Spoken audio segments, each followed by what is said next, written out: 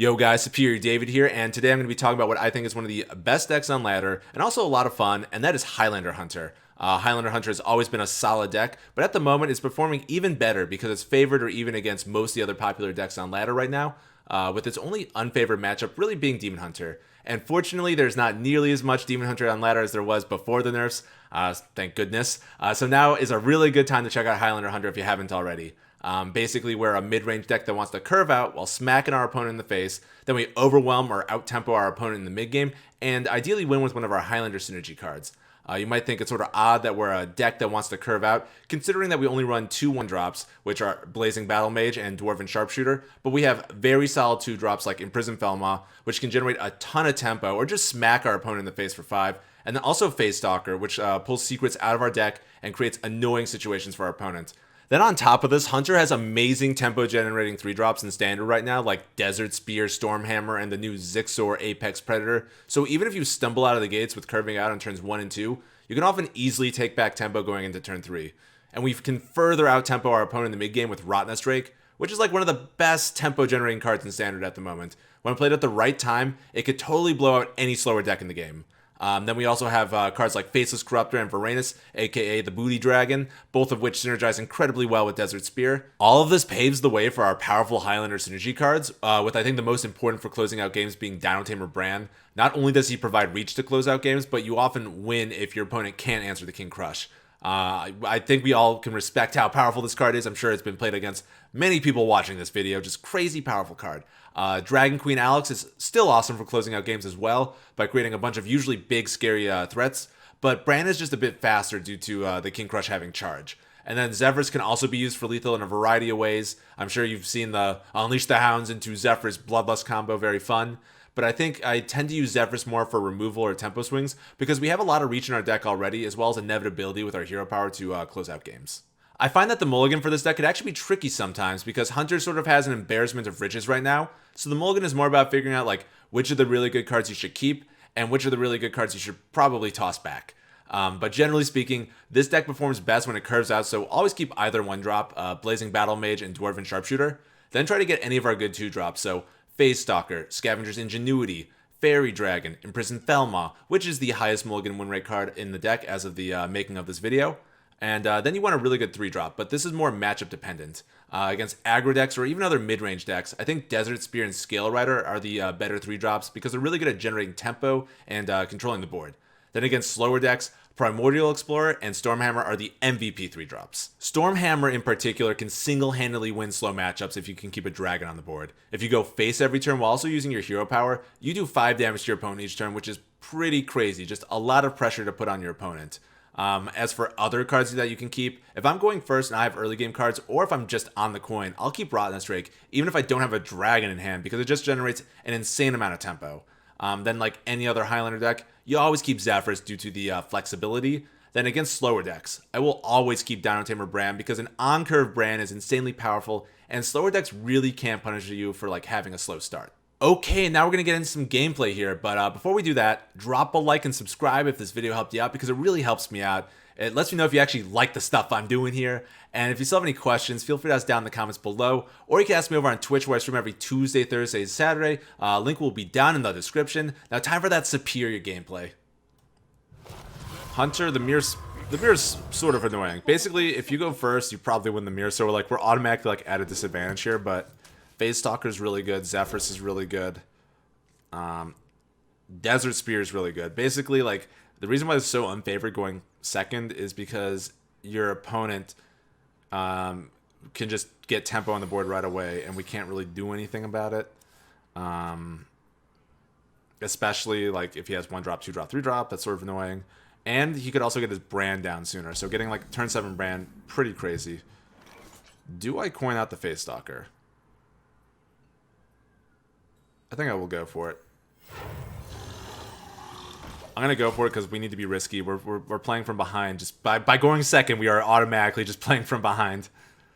And now if he plays like a Fairy Dragon, we can contest that, but he didn't. It's pretty good. Just thin out our deck. I think we're hoping for Freezing Trap. We got the snakes. Freezing would have been better because he probably has either he has the Zigzor. I mean, I guess we'll be able to clean this off with like one of our weapons. We'll probably go for the Stormhammer because we have the evasive Feywing. It's just sort of annoying that happened. Like again, if we got Freezing Trap, if we got Freezing Trap, he might have just conceded because we would have been in a very commanding position. So we're gonna take this damage here, maintain tempo on the board, and just poke him in the face. We got evasive Feywing over here. We even have the Primordial Explorer, but I think I'll probably play this just because it's on curve. Really hoping for no Zephyrus on his end to like kill our weapon. Oh shit.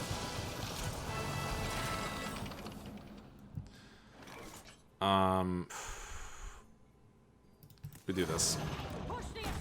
We can't let this weapon break. The weapon is very important for allowing us to maintain tempo and pressure. So I really don't want this weapon breaking. We have the Zeph. Ooh, the Rottenness Drake.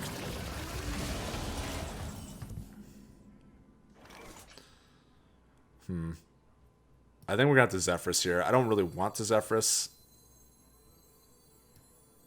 I think we have to though. Savage Roar.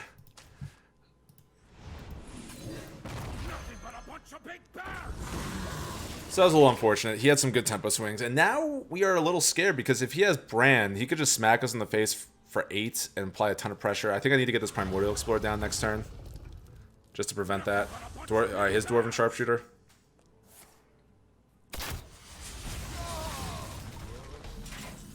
We got our Zigzor.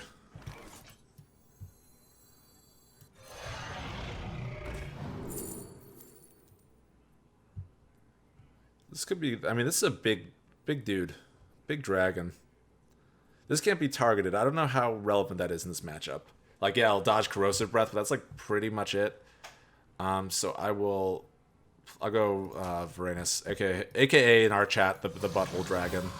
And I'm playing this out just so I could go a little wider on the board.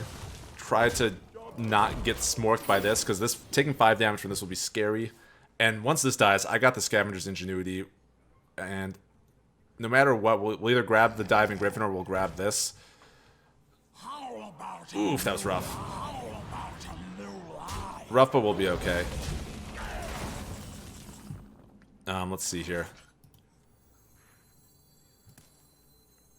I think we do this and just smack him in the face. I mean, we'll make this trade. Smack him in the face. And now I'm really hoping... I don't really want to take this 5 damage to the face. That's okay. The good thing about like this not hitting us in the face and trading Kira, like if he plays Bran, we're still like pretty close to killing his, like if, like I don't know, he might not go face with the King Crush. And now I'm feeling pretty good right now. We need to just go face.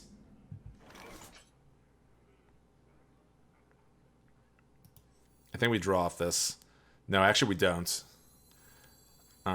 This goes face. We Rottenness Drake. I don't even care if this lives. We need to hit him in the face. Sorry, I didn't really care if it hit that. Like, just generating this tempo right now. And now, literally, if we get, like, Corrosive Breath off the top, Unleash the Hound, Scale Rider, we have lethal. And I think that's sort of the power of the Stormhammer and the Hunter Hero Power in coordination. We just deal 5 damage every turn, very powerful. And see, like, look, we're gonna lose the board right now. But we don't really care too much because he's already so low on life.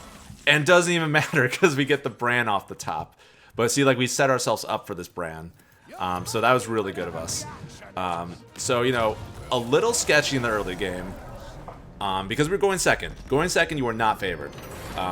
But, you know, we managed to turn around and win this game. And that's sort of tough to do when you go second. Because, again, your opponent could just do everything first. Basically, you need to like make sure you use like your Zephyrus at the right time to get tempo on the board, and that's what we sort of did. We got tempo in the mid game, picking the Varanus, aka the Butthole Dragon, allowed us to just trade off efficiently. And like Varanus is like a six mana card, which is like super aggressive stats. And if you already have like anything, if you have anything on board, it allows you to just generate a lot of tempo.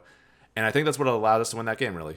But anyways, guys, thank you so much for watching. I'm glad you got to see me win the Hunter mirror because it's just like it's not the best mirror because you're just again such a huge disadvantage going second. But I'm happy we won. I'm happy you got to see it. Thank you so much for watching, guys, and I'll see you on the next one. Later.